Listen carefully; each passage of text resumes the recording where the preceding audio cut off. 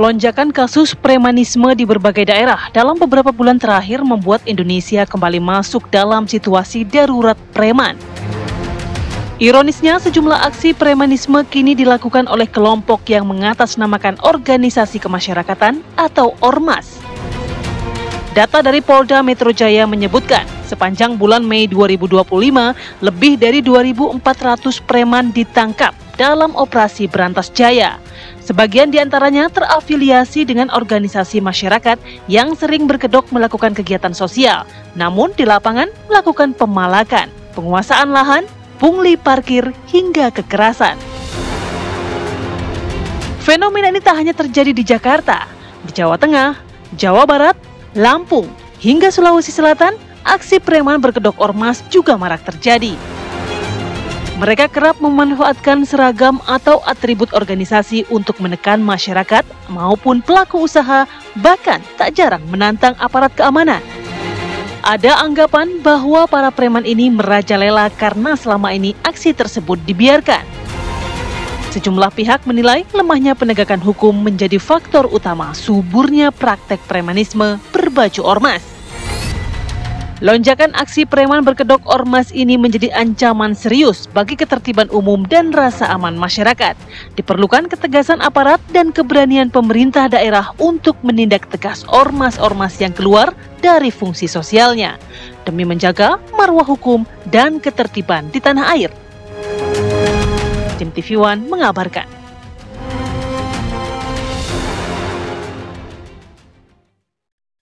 Ya pemirsa, aksi premanisme ini sudah merajalela ya. Yang terbaru ini kan ada pendudukan lahan milik BMKG ya di Tangerang. Ini aset negara aja sudah berani diserobot, diduduki, apalagi dengan kasus-kasus yang mungkin lahan-lahan pribadi begitu, perorangan. Nah, ini kayaknya sudah sangat tumbuh subur ya.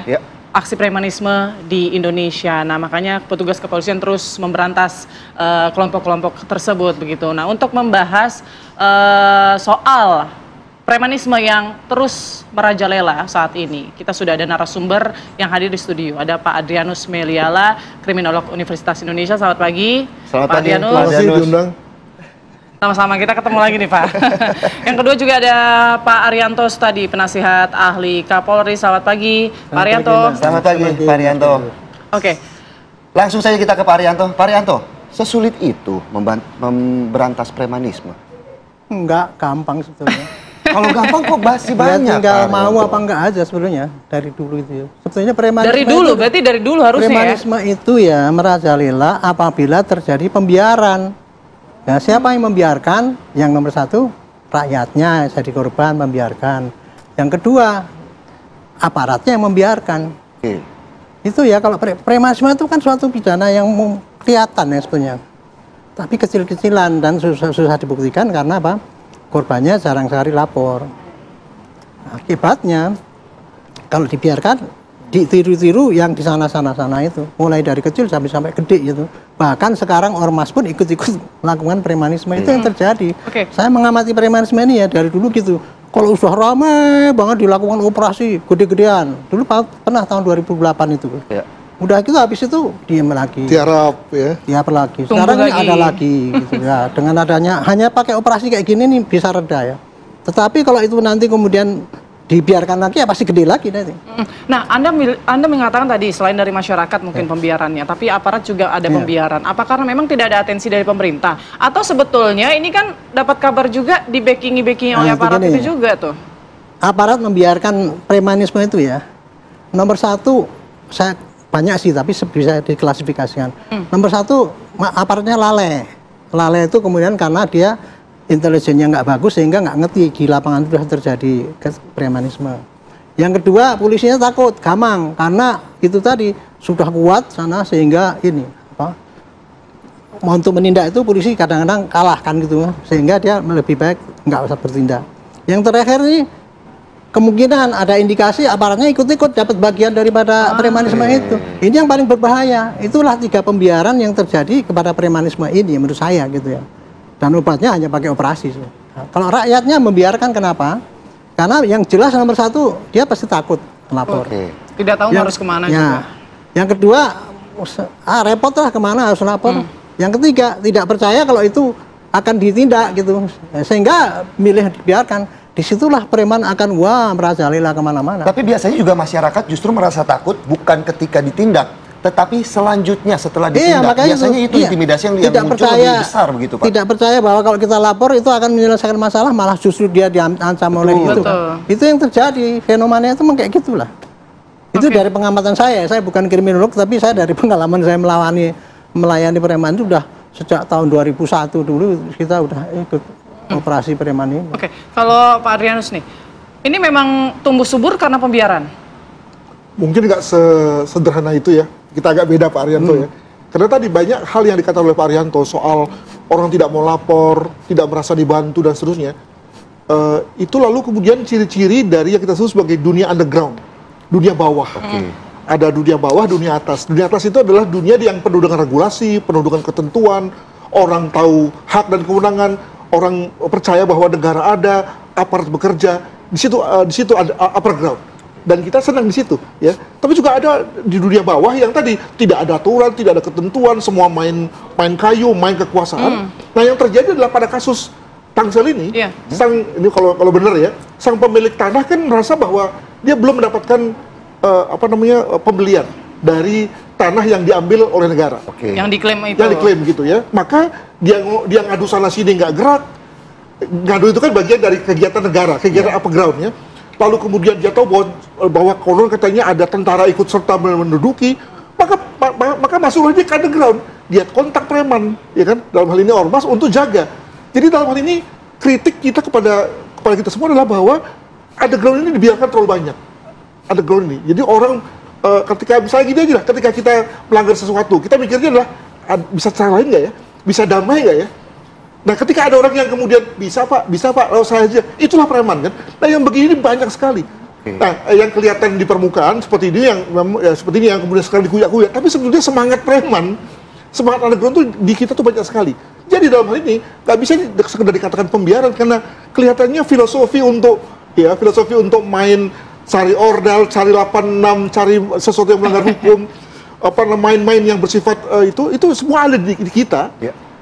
Tinggal kemudian lalu ada orang yang mengkomoditikannya menjadi suatu hal yang bernilai duit. Berarti jadi salah satu opsi atau pilihan jika saja pilihan di atas juga tidak berjalan begitu, mungkin melapor ke polisi. Harapannya kan strategi yang kita jalankan sebagai bangsa adalah kita memperbesar upper ground, meningkatkan penegak hukum, meningkatkan supremasi hukum, melakukan tata kelola di mana-mana, ya kan? Good governance dikelola gitu ya, sehingga kemudian orang yakin bahwa betapapun tidak ada pengawasan, saya bekerja benar, ya kan, integritas sekarang. Tapi ternyata masih banyak saja peluang di mana underground ini main. Nah, ini menarik nih, bahwa ternyata sudah kita 70 tahun merdeka ini nggak turun ini underground ini, malah kemudian tadi kita lebih percaya pada preman, pada. Nah, itu kan berarti sudah membudaya ya, ketidakpercayaan terhadap aparat penegak hukum, kemudian menggunakan tadi kelompok-kelompok ormas untuk menyelesaikan masalah jangan mereka. diredusir sekedar pada pelanggaran hukum menurut saya. Ini fenomena sosial juga nih, gitu ya. Atau bahkan fenomena politik juga untuk kemudian kalau cuma diredusir pada pelanggaran hukum, memang benar seperti kata Pak Arianto. Hari ini diberantas, diharap dia, gitu ya. Nanti muncul lagi. Tapi muncul lagi kan. Tapi ketika bicara mengenai apa akar masalahnya tadi, selalu saja kita percaya pada hal-hal yang bersifat melanggar hukum ini sebagai hal yang problem solving, gitu ya. Andaikan saja kita percaya bahwa kalau yang namanya hukum sudah bicara A, pasti A, kita nggak akan pergi kemana-mana. Tapi begitu kita masih percaya bahwa kita masih bisa bisik-bisik, ya, ada orang dalam, ada 86, dan ada cincai, gitu ya. Maka disitulah lalu kemudian banyak pihak bisa menawarkan dagangannya. Dalam hal ini yang kemudian kita tuding adalah ormas, gitu. Pak Arianto, apakah setuju dengan statement dari Pak Adrianus mengingat ternyata ormas ini menjadi salah satu opsi pilihan keamanan untuk masyarakat. Yang dipercaya masyarakat. Itu untuk sudut pandang Pak Adrianus sebagai pakar ya. Ya kalau saya tadi memandangnya dari bidang tugas saya, cuma itu aja. Jadi saya gini. Premanisme ini ya dengan operasi ini, yang kita berantas yang kita tanggulangi hanya maraknya. Tapi kalau untuk menghilangkan premanisme itu nggak mungkin bisa, Kak. Sepanjang ya premanisme itu tumbuh karena masalah makan aja, Pak. Orang mencari penghidupan, ya. Sekarang susah nyari hidup, adanya cuma itu paling gampang, dan kemudian yang kayak gitu kok aman-aman aja, ya itulah preman pasti terjadi.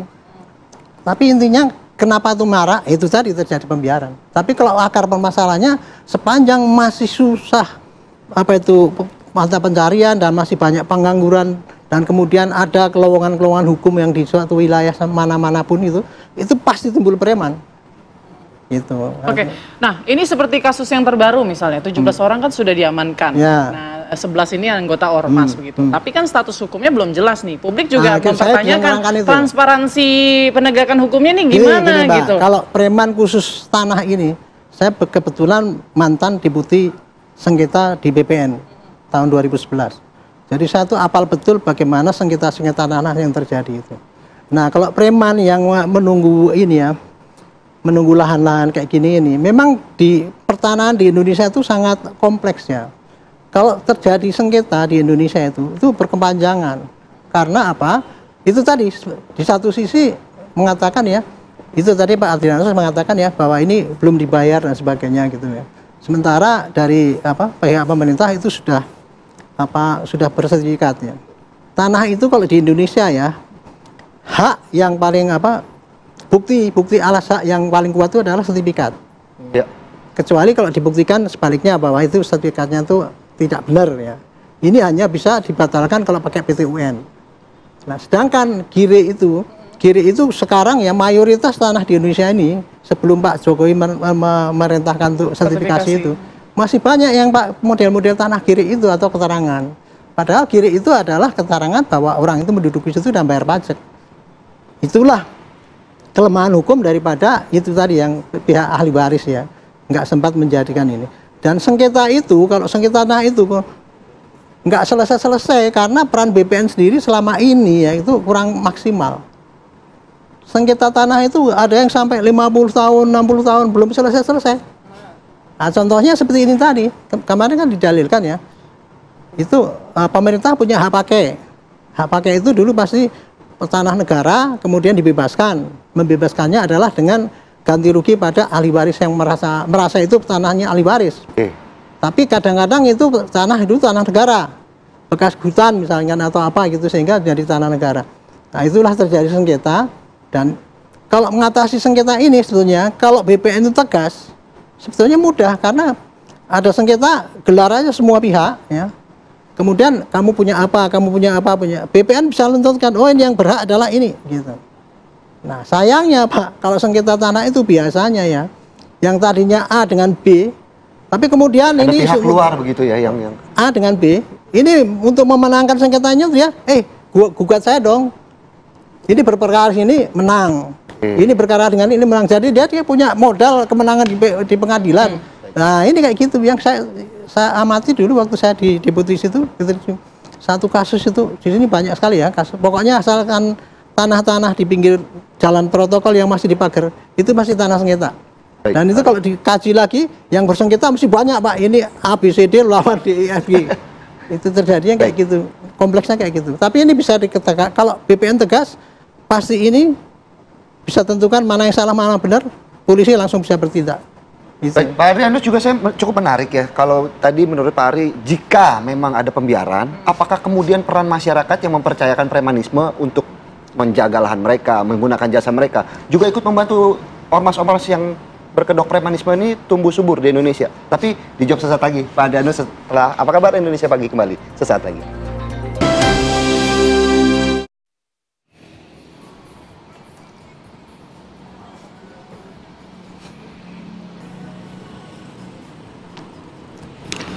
Pemirsa, pasca penangkapan anggota Ormas yang menduduki lahan negara di Pondok Betung, Kota Tangerang Selatan, Banten, petugas BMKG memasuki lahan dan memasang kawat berduri serta membuat tembok.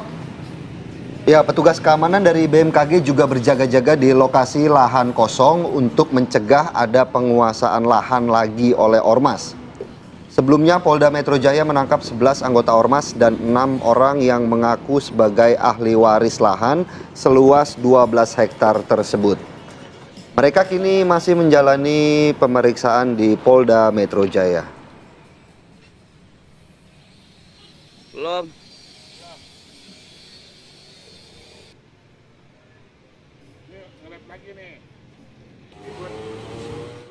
Sebelum melanjutkan perbincangan kita, kami akan ajak Anda pemirsa untuk melihat bagaimana situasi terkini di Tangsel. Sudah ada rekan kami, ini Faisal Rinaldi yang akan mengabarkannya untuk Anda. Selamat pagi Faisal, bagaimana lokasi terkini ataupun kondisi terkini di sana pasca pembongkaran dan juga bagaimana selisih Ormas dan juga BMKG di sana?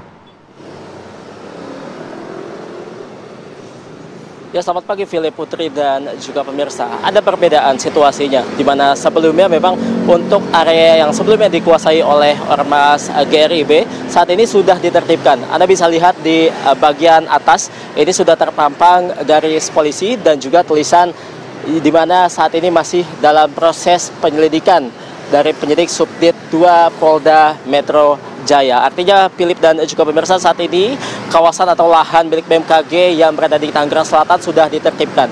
Sementara itu di bagian luarnya Anda bisa lihat Philip dan juga Putri bahwa ini merupakan yang sebelumnya dijadikan lahan berdagang, para pedagang yang menjajakan dagangannya di area trotoar depan lahan ini. Namun untuk saat ini sudah ditertibkan. Anda bisa lihat tadi yang kami tunjukkan memang sudah dihancurkan, sudah diratakan, dan informasi yang kami dapatkan pula para pedagang di sini dikenakan iuran sebesar 3,5 juta rupiah per bulannya. Kami akan mengajak Anda untuk melihat bagaimana situasinya di area dalam, di mana untuk saat ini Philip, Putri, dan juga pemirsa, untuk lahan milik BMKG saat ini memang sudah dijaga ketat oleh satuan pengamanan dari BMKG ini sendiri, di mana untuk bagian dalam memang saat ini dijaga ketat, sementara untuk orang yang keluar masuk harus atas seizin terlebih dahulu para petugas yang ada di sini. Untuk tanah di sini pemirsa kurang lebih luasnya sekitar 12 hektar. Dan yang saat ini kami tunjukkan pemirsa, ini adalah sebelumnya dijadikan tempat lomba burung kicau. Dan saat ini juga sudah diratakan oleh para petugas dari Polda Metro Jaya dan juga dari Satpol PP. Untuk di bagian ujung Putri, Philip, dan juga pemirsa, Anda bisa melihat itu ada tukang atau jualan sapi kurban, di mana yang saat ini memang masih berjualan dan juga masih diberikan waktu sampai dengan setelah Idul Adha nanti. Nah, terkait hal tersebut, Philip, Putri, dan juga pemirsa, kami akan menanyakan kepada pedagang sapi kurban yang saat ini memang masih berjualan di lahan ini. Selamat pagi Bang, dengan Bang siapa? Muhammad Sidik. Bang Sidik, saat ini masih jualan sapi kurban Bang. Sebelumnya tahu gak ini ada penertiban lahan yang diduga dikuasai Ormas ini? Oh, kurang tahu dah. Karena kan kita waktu itu kan sama Ormas, belum tahu ada BMKG apa gitu, belum tahu. Sebelumnya Bang, nyewa lahan di sini tuh yang Abang tahu ke siapa sih Bang? Kalau yang tahu tante saya nyewa Maghrib. Maghrib. Iya. Jadi awalnya nyewa lahan ini tuh bukan atas BMKG, namun atas nama Ormas tersebut, benar Bang? Iya. Kalau boleh tahu Bang, biayanya berapa Bang? Kalau tante saya sih perjanjiannya 22 juta, oke. Dan saat ini nampaknya kan sedang ditertibkan seluruh lahan, kayak yang sebelah sana itu ada tempat lomba burung sudah diratakan semua. Nah, untuk jualan Abang sendiri Bang, dikasih waktu sampai kapan sih? Sampai tanggal 8. Iya, dikasih kebijakan sampai tanggal 8 sama BMKG, ya alhamdulillah. Jadi artinya masih diberi waktu untuk jualan? Benar. Nah, ada dampaknya nggak sih Bang setelah penertiban ini terkait dengan omset atau semacamnya? Iya, ada sih. Kayak ditutup gerbang, terus ada orang beli harus ngelapor dulu, nggak boleh ngelihat sapi, harus ini dulu lapor. Bang, kemarin kan ada sebanyak 11 orang anggota GRIB yang ditangkap. Ini setelah ditangkap, apakah jadi lebih nyaman atau seperti apa Bang? Ya alhamdulillah sih agak-agak nyaman sih. Jadi lebih tenang? Iya, benar. Oke, baik Bang Sidik, terima kasih banyak Bang, sehat selalu Bang. Iya. Ya Putri, Philip, dan juga pemirsa, tadi Anda bisa melihat sendiri bagaimana perasaan pedagang yang berdagang di sini setelah 11 anggota GRIB ini ditertibkan atau ditangkap oleh Satuan Polda Metro Jaya pada Sabtu lalu. Demikian Philip, Putri, kembali ke Anda di studio. Baik, terima kasih Faisal Rinaldi atas laporannya langsung dari Tangerang. Melanjutkan pertanyaan saya tadi ke Pak Adrianus, jika memang ada pembiaran, apakah kemudian masyarakat juga ikut berperan untuk menumbuh suburkan ormas-ormas yang berkedok premanisme? Betul, karena preman kan juga berasal dari masyarakat. Dan para penggunanya juga masyarakat yang merasa bahwa ada jasa yang diberikan. Walaupun jasa ini sebetulnya semu dan sementara gitu ya. Dan salah begitu ya? Betul. Contoh misalnya, kalau tadi kita bicara mengenai pelaku premanisme, mengapa nggak berhenti-berhenti ya? Karena ini kan bidang yang tidak membutuhkan syarat apa-apa, kompetensinya rendah, dan pada tingkat tertentu bisa menghasilkan pemasukan. Nah, bukankah itu yang sumber pasukannya dari masyarakat juga kan, yang memang secara umum misalnya punya elemen masyarakat yang rendah juga. Jadi dengan kata lain ada situasi interaktif sih, jangan hanya nyalahkan ormasnya saja, terutama ormas-ormas yang bermasalah ya, tapi juga kita lihat pada situasi masyarakat yang kok masih percaya pada dunia underground, di mana hal-hal yang ilegal. Gini, ada anggota masyarakat yang sepenuhnya di dunia underground, yakni para pelaku kejahatan. Tapi ada orang yang orang baik-baik, orang yang patuh hukum, tapi pada saat dia mentok, kemudian dia turun ke bawah. Dia cari preman, dia cari debt collector, dia cari orang yang bisa tukang pukul, ya. Nah, kenapa kok masih ada orang percaya seperti ini?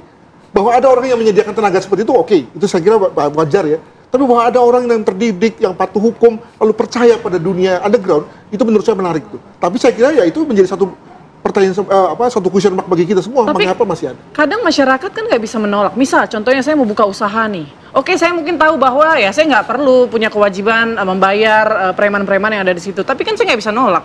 Memang begitu aturannya dari dulu, dari beberapa tahun yang lalu. Mau nggak mau kan saya harus memenuhi itu, misalnya begitu. Nah, memang sini lalu jadi semacam siklikal ya, bahwa ketika masyarakat mengeluh, minta bantuan dari negara, CQ polisi, temannya Pak Arjanto gitu ya, lalu kemudian nggak datang.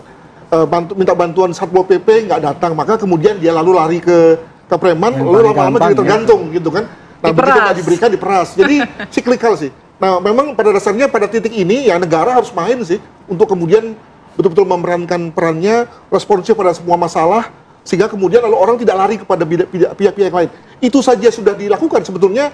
Sebagian besar masalah preman sudah bisa tertangani sebetulnya. Oke, saya ke Pak Arianto. Pak Arianto, kalau kita lihat ini kan hanya penindakan atau pendekatan hukum ya. Perlu nggak sih sebetulnya evaluasi juga dari keberadaan ormas itu, eksistensinya? Kita kan belum melihat nih bagaimana polisi mungkin bekerja sama dengan lembaga lainnya, Kemendagri dalam hal ini atau BPN. Nah, apakah mungkin perlu langkah seperti itu agar tidak temporer lagi nih pemberantasannya? Ya gini Pak, secara umum ya, kalau pemberantasan preman itu tidak hanya penegakan hukum saja. Karena pemberantasan preman itu paling sedikit ada 5 strategi.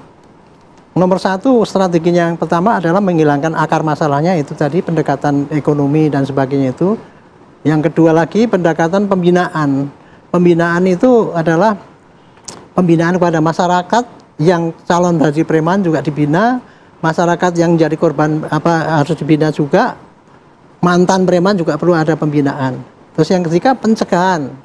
Pencegahan itu adalah deployment dari polisi ataupun pos-pos dan sebagainya, patroli. Yang terakhir adalah penindakan. Penindakan itu adalah kalau sudah terjadi ini ya, operasi dan sebagainya. Nah, koordinasi. Yang terakhir, koordinasi itu butuh koordinasi semua instansi yang terkait ya. Kalau seperti ini, polisi dengan BPN, dengan Mendagri. Kalau untuk ormas, polisi, Mendagri, kemudian Pemda dan sebagainya itu yang terkait itu memang harus koordinasi karena masing-masing punya peran masing-masing. Seperti kalau seandainya ini Mendagri kan yang paling kuasa paling kuasa untuk ngatur preman ormas ini kan. Nah, mestinya ini dilihat itu. Kalau undang-undang ormas di dalamnya itu ya sebetulnya sudah cukup lengkap juga karena di situ sudah ada pasal yang mengatakan apapun anggota atau pengurus apabila melakukan tindakan pidana dia tetap bisa dihukum dengan pidana. Nah, kalau undang-undang preman yang untuk membubarkan itu hanya teguran, kemudian minta usul kepada hakim untuk membubarkan dan sebagainya, itu hukuman administrasi. Makanya di sini memang harus ada koordinasi ya. Kalau untuk ormas sendiri menurut hemat saya sih peranannya sih yang gampang, yang praktis sebenarnya gini aja. Polisi mendatangkan semua anggota preman yang anggotanya banyak bermasalah, kondisi ini dilaporkan pada Mendagri. Mendagri kalau ada gitu ya coret aja, itu bisa cabut izinnya paling kan praktis itu nggak usah merubah undang-undang menurut saya. Tapi kan biasanya kalau memang ada ormas gitu itu ya yang terkait kasus premanisme, biasanya cuma ini oknum, copot, ganti. Ya itu alasan dari para ormas kayak gitu. Kemarin Pak Sekjen GRIP itu ngomong bahwa kami sudah 2 juta seluruh Indonesia. Ada oknum, copot, tetapi kami sudah memerintahkan tidak boleh anggota kami itu untuk berbuat yang nggak benar gitu. Kenyataannya kan banyak. Nah, dalam hal kenyataan banyak itu paling ngomongnya wah itu oknum itu. Iya, kan nggak beres-beres. Makanya itu ya gitu, oknum ataupun bukan, polisi kalau menindak itu, kemudian kalau yang namanya ditulis kami dari itu kan kemarin ditulis itu yang ada ini kan advokat ini dari ini. Ya itu udah pasti terlibat dong. Nah, cuman masalahnya kalau udah kayak gini ini mestinya ini dicatat dan dilaporkan kepada Mendagri, dan kalau memang ada gitu banyak kejadian ya langsung Mendagri coret aja itu bahwa ini memang kayak gini perlu diusulkan jadi ada kerjasama. Artinya apa? Tidak hanya penegakan ini didambakan untuk bisa menghapus semua itu tadi. Jadi semua yang instansi terkait harus ikut bertanggung jawab bagaimana cara membasmi ini gitu. Oke, Pak Adrianus, selain pembiaran berarti efek jerahnya juga masih minim begitu ya, masih lemah begitu. Makanya kemudian muncul lagi. Ya, atau kita mengadakan revitalisasi terhadap ormas itu sendiri. Sebetulnya untuk ormas itu untuk apa sih? Kan dua. Pertama adalah untuk berlatih politik. Ya. Yang kedua adalah mengagregasikan kepentingan atau pendapat agar kemudian makin keluar. Nah, kita bicara mengenai yang pertama. Jadi sebagai sarana berlatih politik, maka ormas itu di situ berlatih diskusi, berdebat gitu ya, agar nanti satu kali dia menjadi calon legislatif, calon eksekutif. Masalahnya adalah bahwa kita lihat sumber pasokan eksekutif dari mana sekarang? Sumber pasokan legislatif dari mana? Nggak ada dari ormas. Yeah. Maka lalu ormas sibuk dengan kerjaannya sendiri, lalu mulai macam-macam. Yang kedua adalah artikulasi politik. Ketika orang ada masalah keadilan, masalah kemiskinan, ada nggak ormas-ormas yang misalnya menyuarakan hal itu? Kan nggak ada kan. Jadi maka mungkin kita perlu bicara mengenai revitalisasi ya ormas ini sebagai sesuatu tempat yang sebetulnya baik, sehingga kemudian tidak lari ke hal-hal yang negatif. Mungkin begitu. Tapi kan kalau kita lihat juga ormas salah satunya juga suka disalahartikan untuk kendaraan politik begitu ya. Seperti apa kalau dari sisi itu? Sebetulnya begitu, harus begitu. Tapi fungsinya seperti itu berarti ya, kan? tapi jangan kendaraan politik dalam arti untuk demonya, untuk kampanye masanya itu kan terlalu dalam bahasa anak muda cemen gitu ya. Dia haruslah menjadi pemikirnya, berlatih lah begitu ya, berlatih berdiskusi. Nah, pernah nggak begitu? Konon pada beberapa partai ada, tapi sama sekali tidak bisa merepresentasikan kondisi ormas pada umumnya gitu. Padahal sebetulnya banyak juga ya ormas-ormas yang menjalankan fungsinya dengan baik, hanya karena beberapa oknum ormas ini saja yang kemudian mencoreng nama baik ormas-ormas lainnya ya. Itulah makanya kemudian kalau dibilang revisi undang-undang ormas, saya kira terlalu prematur ya, karena tadi masih banyak yang lain yang sebetulnya baik dan mengikuti aturan. Maka pada beberapa yang menyimpang ini pakai pendekatan pidana saja sesuai dengan kesalahannya atau perbuatannya. Namun juga jangan lupa bahwa akan ada implikasi yang lain. Betul bahwa memang ini ada soal dengan ekonomi ya, atau dengan soal SDM orang juga nih. Ketika dia menjadi nobody di luar, begitu masuk dalam ormas lalu menjadi berseragam, menjadi somebody itu gitu ya. Nah, maka soal-soal dengan seperti Kemendikti, Kemendiknas, lalu juga mungkin koperasi menjadi penting untuk kemudian bersinergi. Mungkin begitu.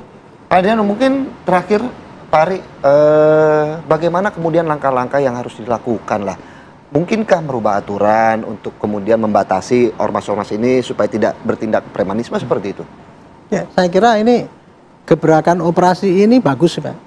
Sementara untuk menghentikan maraknya itu dulu. Ya.